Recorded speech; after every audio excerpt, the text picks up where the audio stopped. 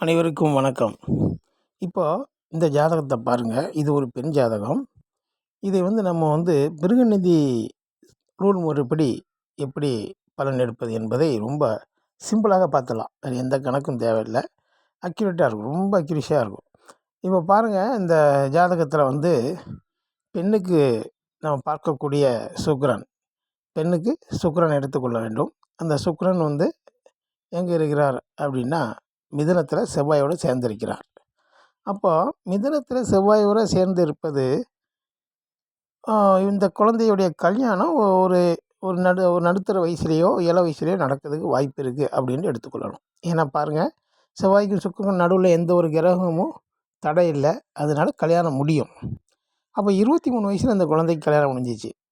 23 வயசில் கல்யாணம் முடிஞ்சால் இதோடைய குடிப்பனையை, அதாவது கர்மகாரகனாகிய சனி தன் ஒரு சுற்றில் 30 வருஷம் ஆயிரும் தான் இடத்துக்கு போகிறதுக்கு. அப்போ துலாத்தில் வரும்போது 23 வயசு. அப்போ 30ல் 23 வயசு துலாத்தில் இது சனி வரும்போது, கோச்சாரத்தில் வரும்போது இவருக்கு கல்யாணம் முடிஞ்சிச்சு. அப்படி கல்யாணம் முடியும் போது நல்லா வாழ்க்கையும் நல்லா தான் இருந்துச்சு. சிறிது காலத்தில் இதோடைய குடிப்பனை வேலை செய்ய ஆரம்பிச்சிட்டு. அப்போது இதோடைய விதி பலன் என்ன அப்படின்னா, செவ்வாயும் சுக்கிரனையும் ராகு 9வது பார்வையாக பார்ப்பதால் 100% இந்த பார்வையை எடுத்துக்கொள்ளலாம். பிருகுநிதி முறைப்படி ராகு ஆன்டி கிளாக் வாக்ஸை, அதாவது ரிவர்ஸில் எதிர்மறையான சுற்றில் 9வது பார்வையாக செவ்வாயும் சுக்கிரனையும் பார்த்துட்டு, கணவராகிய செவ்வாய் ராகுவின் பிடியில் மாட்டியதால் செவ்வாய்ன்னு சொல்லக்கூடிய அந்த கணவர் உடல்நிலை சம்மந்தப்பட்ட ரொம்ப தளர்வான நிலையும், தன்னுடைய வாழ்க்கைக்கு தேவையான ஒரு எனர்ஜியும் இல்லாத ஒரு சூழ்நிலையில் அந்த கணவர் அமைந்து விட்டார்.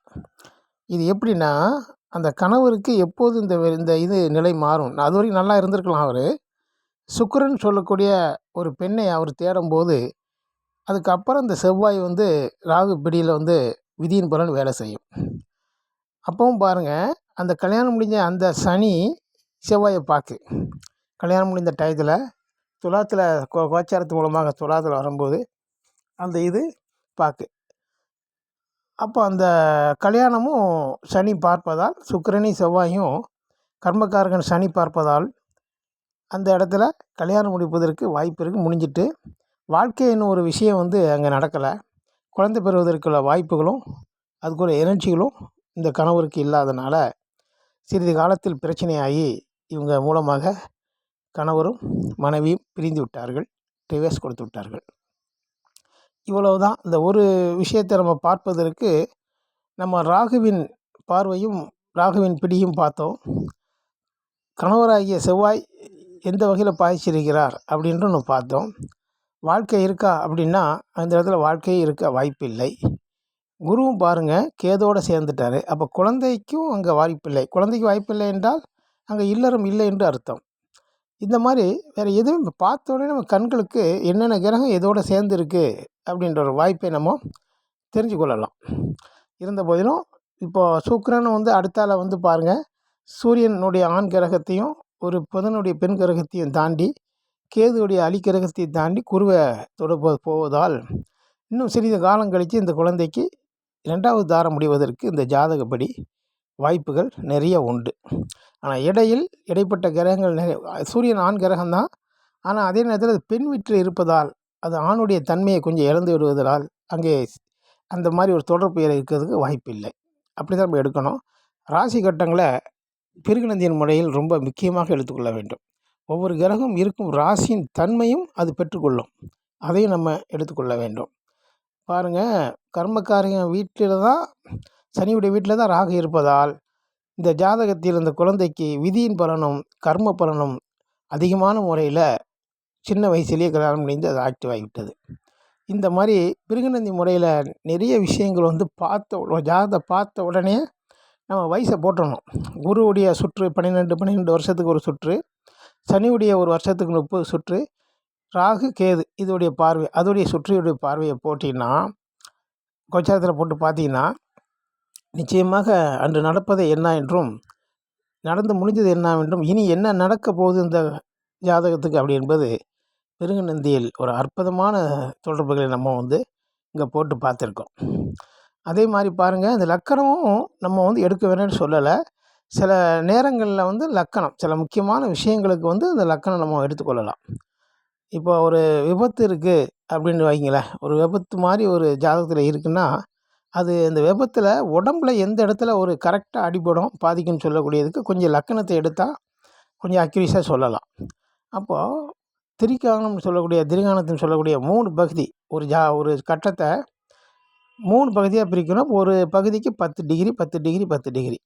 இந்த மேலுள்ள 10 டிகிரி என்னென்னா தலையிலிருந்து நெஞ்சு வரைக்கும் கழுத்து வரைக்கும், அடுத்த 10 டிகிரி கழுத்திலிருந்து இடுப்பு வரைக்கும், அடுத்த 10 டிகிரி இடுப்பிலிருந்து பாதம் வரைக்கும். இந்த 3 பகுதியாக பிரித்து எந்த இடத்துல லக்கணம் நிற்கிறதோ அந்த இடத்தில் அந்த ஆபத்தான விஷயங்களும் உடம்பில் பாதிக்கப்படும் பாகங்களும் நம்ம குறிப்பாக எடுத்துக்கொள்ளலாம்.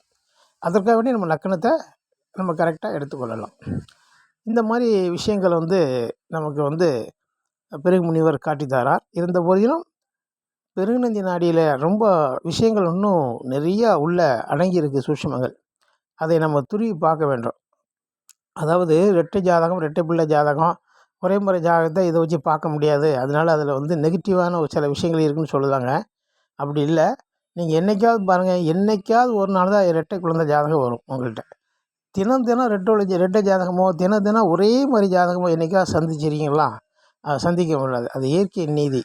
அப்படி சந்திக்கும் போது அதுக்கும் பார்ப்பதற்கு இந்த ஜாதகத்தில் பிருகுநந்தி முறையில் நம்ம ரூல் எடுத்து பார்ப்பதற்கும் வழிகள் நிறைய இருக்கின்றது. அதனால் அதை வைத்து தான் இப்போ சில பேர் குறை சொல்லுதாங்க. அதாவது ஒரே மாதிரி தான் இருக்கும், அதை பிரித்து பார்க்க முடியாங்க. அப்படி இல்லவே இல்லை. அதுக்கும் வழிகளை பிருகுமுனியன் வச்சிருக்கிறார். டிகிரி முக்கியம். இப்போ இதெல்லாம் டிகிரி போடாமல் தான் நம்ம சொல்லியிருக்கிறார்.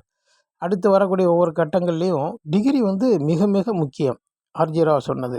அப்படி டிகிரி போட்டிங்கன்னா எந்தெந்த காலகட்டங்களில் என்னென்ன நடக்குன்னு சொல்லி நம்ம கரெக்டாக நம்ம அந்த பலனை துல்லியமாக எடுத்துக்கலாம். அடுத்த ஒரு கட்டத்தில் டிகிரி போட்டு உங்களுக்கு நான் தரேன். பாடங்கள் படிக்க வேண்டும், ஆரம்ப பாடமும் உயர்நிலை பாடமும் சேர்த்தே படிக்க வேண்டும் என்றால் என்னுடைய நம்பருக்கு தொடர்பு கொள்ளுங்கள். நான் ஓரளவுக்கு எனக்கு தெரிந்த அளவுக்கு உங்களை நான் தேர்த்தி விடுகிறேன். நன்றி, வணக்கம்.